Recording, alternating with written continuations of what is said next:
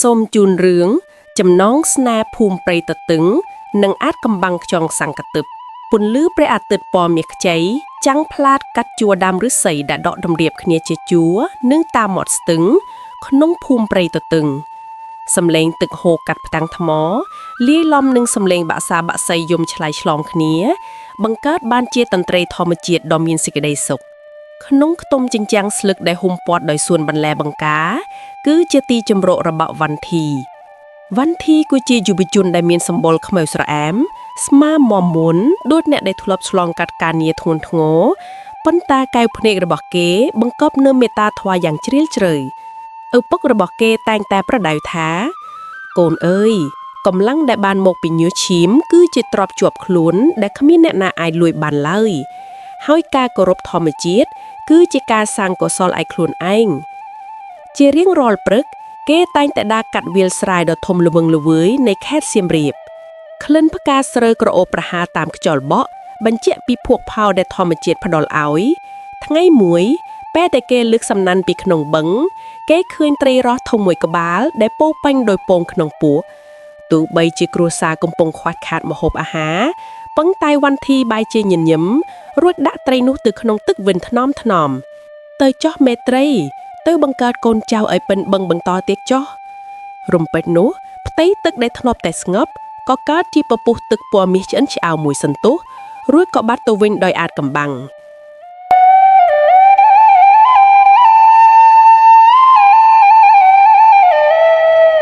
នៅត្រីម្ខាងនៃភូមិក្នុងផ្ទះបុរាណមួយដែលមានដំបូលក្បឿងនិងជណ្ដាយឈើខ្ពស់ស្រឡះ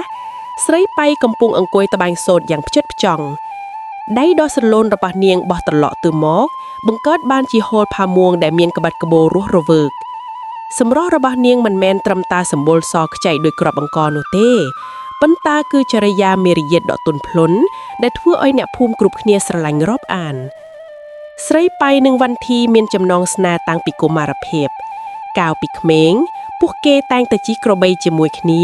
និងរើសផ្កាឈូកនៅក្បែរប្រាសាទបុរាណណាប៉េលិកក្នុងយប់មួយដែលប្រច័នរះពេញបូរមីពួកគេបានទៅសំពះប៊ុនស្រន់នៅចំពោះមុខព្រះអង្គចែកព្រះអង្គចំស្រីប៉ៃបានពោលទាំងសេចក្តីភក្តីថាបងធីអើយបើទោះជាថ្ងៃក្រោយទៅបងនៅតែជាអ្នកនេសាទក្រីក្រក៏ចិត្តអូនមិនប្រែប្រួនដែរស្នេហ៍យើងដុះចេញពីចិត្តមិនមែនដុះចេញពីមាសប្រាក់ឡើយសម្ដីនេះបានคล้ายជាកម្លាំងចិត្តដ៏ធំធេងសម្រាប់វ៉ាន់ធីប៉ុន្តែពពកខ្មៅនៃឧបសគ្គក៏ចាប់ផ្ដើមបោកមកលើភូមិព្រៃទទឹងនៅពេលដែលវត្តមានរបស់អារ៉ាបានជៀនជើងចូលមកដល់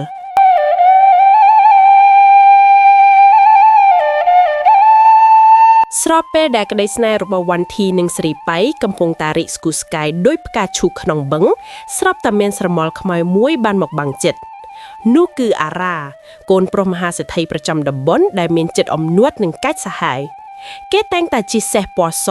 ស្លៀកពាក់ស៊ូតចាំងចាងនិងមានកូនចៅហែហំឆ្វេងស្ដាំដែលបង្អួតទ្រព្យសម្បត្តិនិងគំរាមកំហែងអ្នកភូមិដែលជំពាក់ប្រាក់ថ្ងៃមួយអារ៉ាបានជិះសេះកាត់មុខផ្ទះស្រីប៉ៃរួចក៏ទប់បង្ហៀសេះឈប់ងុកភ្នែកដ៏ក្រឡែតរបស់គេបានសម្លឹងមើលសម្រស់ស្រីប៉ៃដែលកំពុងត្បាញសូត្រយ៉ាងយកចិត្តទុកដាក់អារ៉ាសើចយ៉ាងក្រអឺតក្រទមស្រីប៉ៃអើយសម្រស់ដូចនាងមិនគួរមកអង្គុយហត់នឿយត្បាញសូត្រក្នុងខ្ទមឈើចាស់នេះទេចូលមកធ្វើជាភរិយារបស់បងចុះបងនឹងឲ្យនាងដេកលើពូកសូត្របរិភោគម្ហូបចំណីឆ្ងាញ់និងមានមាសប្រាក់ប្រៅមិនអស់ស្រីប៉ៃតបវិញដោយសម្ដីមើងម៉ាត់លោកម្ចាស់រ៉ាអើយមាសប្រាក់លោកអាចទិញអ្វីបានទាំងអស់ប៉ុន្តែលោកមិនអាចទិញចិត្តភក្តីរបស់ខ្ញុំបានឡើយចិត្តរបស់ខ្ញុំមានម្ចាស់រួចហើយឮដូច្នោះអារ៉ាខឹងសម្បាយ៉ាងខ្លាំងគេបានប្រើអំណាចទឹកប្រាក់ទៅសោកប៉ាន់មេឃុំនិងដាក់សម្ពាធលើឪពុកម្ដាយស្រីប៉ៃដែលគំរាមរឹបអូសដីស្រែប្រសិនបើមិនព្រមលើកកូនស្រីឲ្យគេភាពតានតឹងបានគ្របដណ្ដប់លើភូមិព្រៃទទឹងធ្វើឲ្យវ៉ាន់ធីមានការព្រួយបារម្ភជាខ្លាំងក្នុងយប់មួយដែលពោពេញដោយភាពស្ងប់ស្ងាត់វ៉ាន់ធីបានសម្រានលក់ទាំងក្តីកង្វល់ក្នុងសុបិនគេបានឃើញពន្លឺពណ៌សត្រចះត្រចាំងរួចក៏លេចចេញនៅតាចាស់ម្នាក់សក់សពុកចង្កោវែងដល់ជង្គង់ទឹកមុខប្រកបដោយមេត្តាធម៌តាចាស់នោះពោលថាចៃអើយ អំពើល្អដែលចៃបានលែងត្រីមានពងនិងការជួយសង្គ្រោះសត្វលោកកំពុងផ្ដល់ផលហើយចូលចៃធ្វើដំណើរទៅកាន់មាត់បឹងធំនៅទិសឦសានក្នុងយប់រាក់ពេញបៅណាមីនេះចុះចៃនឹងជួបវត្ថុមួយយ៉ាងដែលអាចជួយចៃបានភ្ញាក់ឡើងវ៉ាន់ធីក៏ប្រញាប់ធ្វើដំណើរទៅកាន់បឹងតាមការណែនាំនៅកណ្ដាលផ្ទៃទឹកដែលឆ្លុះបញ្ចាំងនឹងពន្លឺព្រះច័ន្ទស្រាប់តែមានរង្វង់ទឹកវិលវល់រួចក៏លេចចេញនៅខ្យងសាំងមាសមួយយ៉ាងធំចែងចាំងពន្លឺដូចត្បូងពេជ្រវ៉ាន់ធីលូកដៃចាប់ខ្យងសាំងនោះថ្នមរួចក៏ឮសំឡេងទឹកបន្លឺឡើងអ្នកដែលមានចិត្តបរិសុទ្ធនឹងអាចប្រើប្រាស់អំណាចរបស់ខ្ញុំបានវ៉ាន់ធីមិនបានសុំមាសប្រាក់ឲ្យខ្លួនឯងក្លាយជាសេដ្ឋីឲ្យប្រជែងនឹងអារ៉ាឡើយផ្ទុយទៅវិញគេបានកាន់ខ្យងសាំងរួចបួងសួងថាសូមឲ្យមាត្រភូមិខ្ញុំមានទឹកភ្លៀងធ្វាក់ស្មើគ្នាសូមឲ្យអ្នកភូមិព្រៃទទឹងទាំងអស់មានស្រូវអង្ករហូបចុកគ្រប់គ្រាន់និងរួចផុតពីការជិះជាន់ទាំងពួងរំពេចនោះខ្យងសាំងក៏បញ្ចេញពន្លឺគ្របទាំងដប់ពេញវាលស្រែខេត្តសៀមរាបធ្វើឲ្យដំណាំស្រូវដែលស្វិតស្រពោនប្រែជាខៀវស្រងាត់ភ្លាមបង្កើតជាក្តីសង្ឃឹមថ្មីដល់អ្នកភូមិគ្រប់គ្នា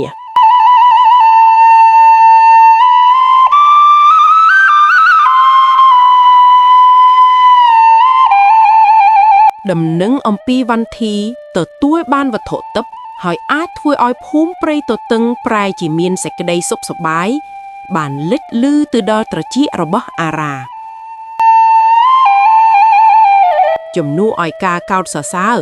អារ៉ាបែរជាកាត់ចិត្តឈ្នានីសនិងលោភលន់ចង់បានវត្ថុទិព្វនោះមកធ្វើជាកម្មសិទ្ធិរបស់ខ្លួន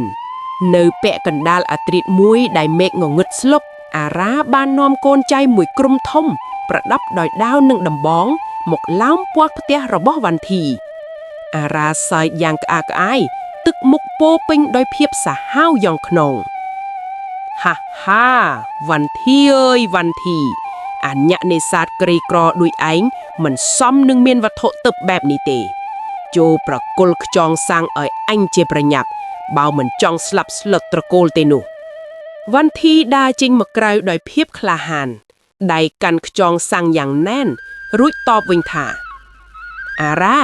វត្ថុទិព្វនេះមិនមែនសម្រាប់បម្រើភាពលោភលន់របស់ឯងទេវាជារបស់អ្នកដែលមានចិត្តបរិសុទ្ធតែប៉ុណ្ណោះ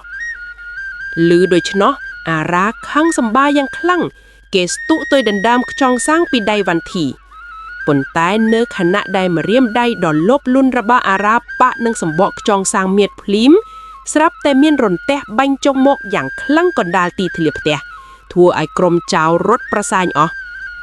ដីស្រែដែលអារ៉ាធ្លាប់រឹបអូសពីអ្នកភូមិដោយអយុត្តិធម៌ក៏ប្រែជាដីខ្សាច់ហូតហែងចំណែកទ្រព្យសម្បត្តិដែលគេធ្លាប់មានក៏រលាយបាត់អស់មួយរំពេចអារ៉ាคล้ายជាមនុស្សវិកលចរិតដើរអង្វរអ្នកភូមិសុំបាយហូបក្រោមពាក្យនិន្ទាថានេះគឺជាកម្មសិទ្ធិដែលគេធ្វើបាបអ្នកដទៃ